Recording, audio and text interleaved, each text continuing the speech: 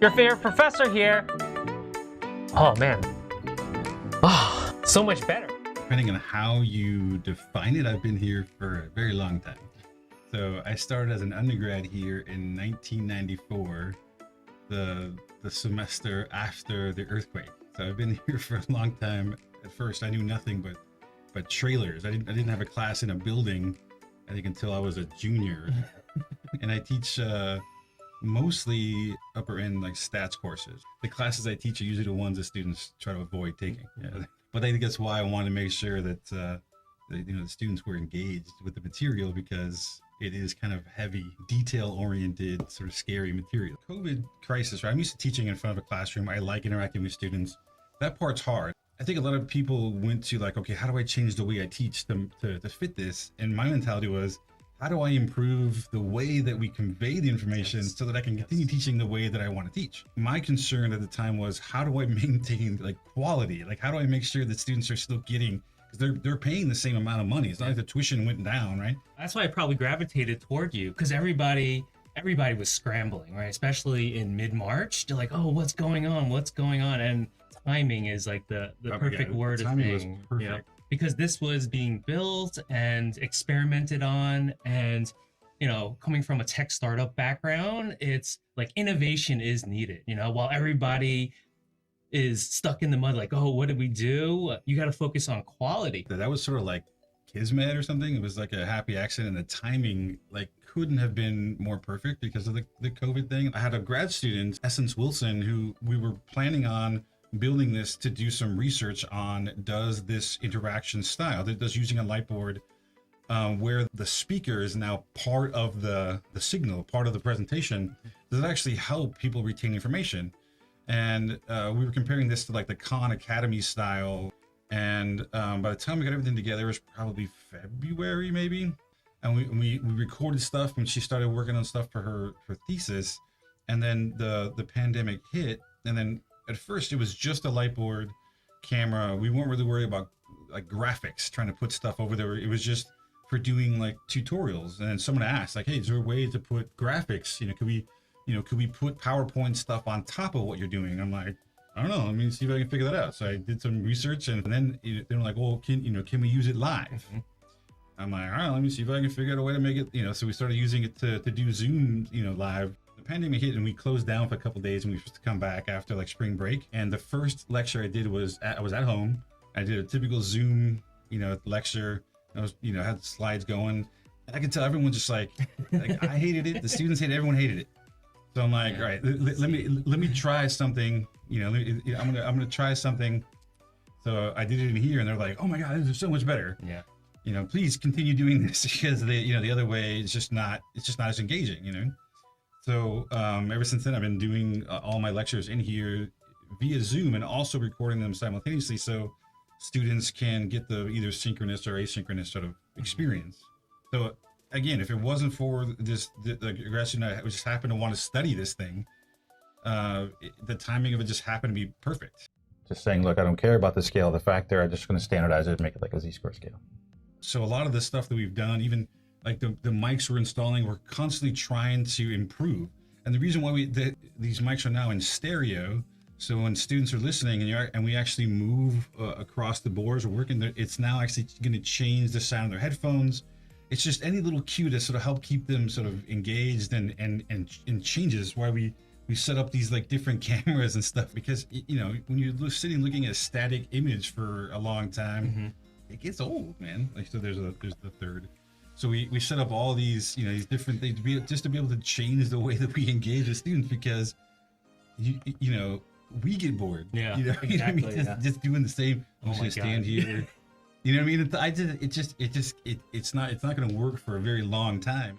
The other thankful part, the other sort of happy accident was, as this happened, I reached out to the dean of the college, who was nice enough to, he gave us a room and gave us some space. And then I said, look, if you give us just a little bit more funding, I can have a functional live broadcasting thing. And he was like, yeah, do whatever you need, let's make it happen. As professors, we get thrown all these tools. Obviously Zoom has been just a big innovation that we all use, but there's these other million gajillion tools that are coming from these outside sources.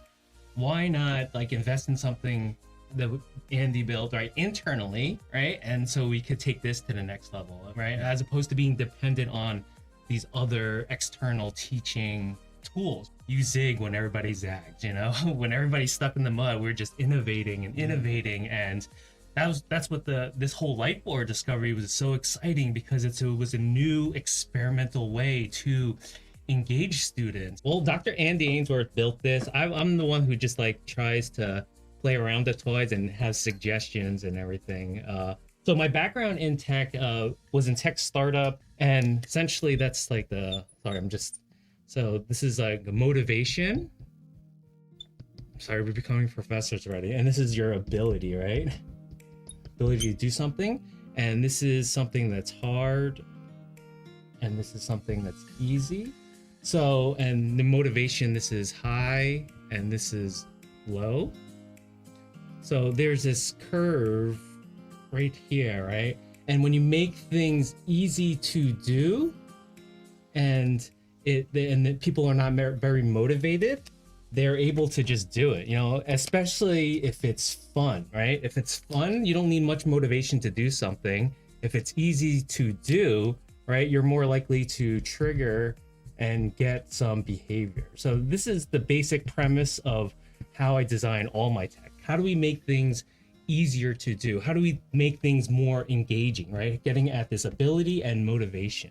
You know, I love Zoom because it has made just interfacing with the teacher, right, really easy, right, with video chat, because everybody has a camera and everybody has a laptop, but it's not very motivating. It's not engaging, you know? So if we built this thing, this light board, and made it a little more motivating for students to see, right? There's this unpredictability piece of it. There's this fun piece of it, this novel piece of it.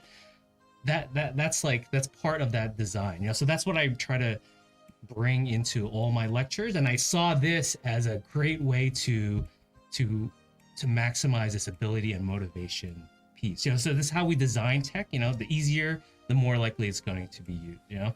Main sort of new things, new toys we've been playing around with is to be able to like bring in like the overlays and stuff, be able to put in titles, info, be able to bring in a graphic or something. It's literally, I put a picture of myself. That's the first thing I found. Thomas has been putting a lot of videos and stuff that do a lot of, you know, it's all stats and stuff. So be able to put like tables with numbers and stuff and be able to walk through examples, be able to fill out like tables. So have some structure, and then also be able to then fill in numbers and work out problems with students as they go along. That took some time, right? That part's been fun, trying to figure out how to do all this stuff. We sort of wanted to bring in some like direct interaction stuff so we can actually look and talk to a camera and be able to bypass the board as well. But also be able to then bring in the graphics if we want to, and be able to do all stuff, switch completely over to the graphics. So if I want to take my stuff out and be like, look, let's just talk about the content for a second, so I'm not distracting you from what I'm talking about. This has given us so much. Oh yeah. Yeah, so he's been building a lot of stuff to meet these challenges, because my course is a little more complex. I have like movie trailers to set up courses, and I play a lot of videos, and it's very interactive.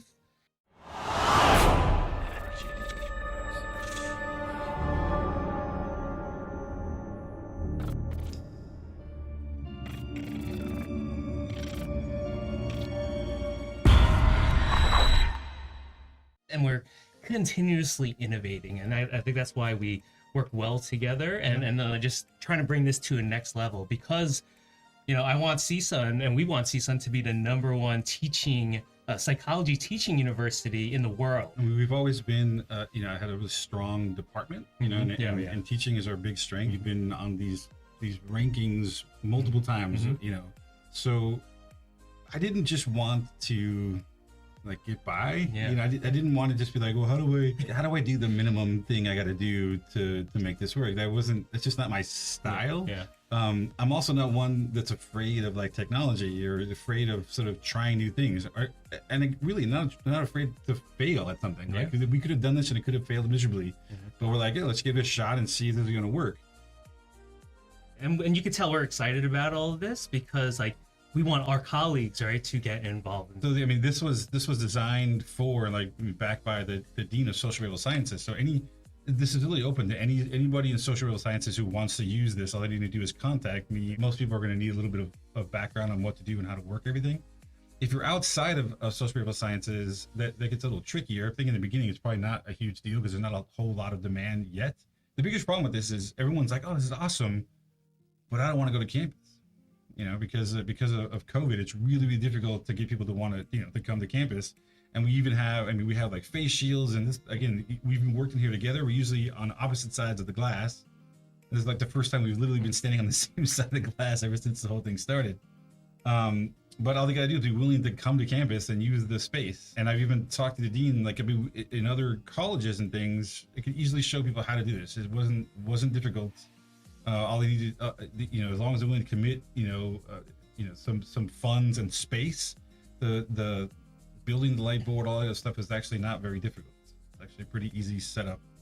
And we've been lucky to sort of grow it. First, it was just a light board and like one camera.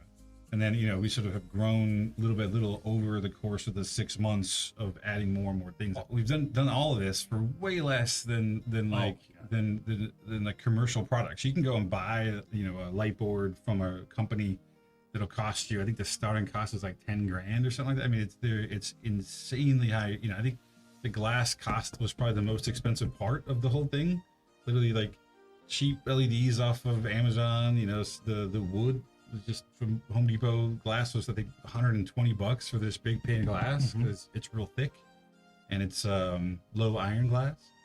And then over time, the lights they're all these are all cheap.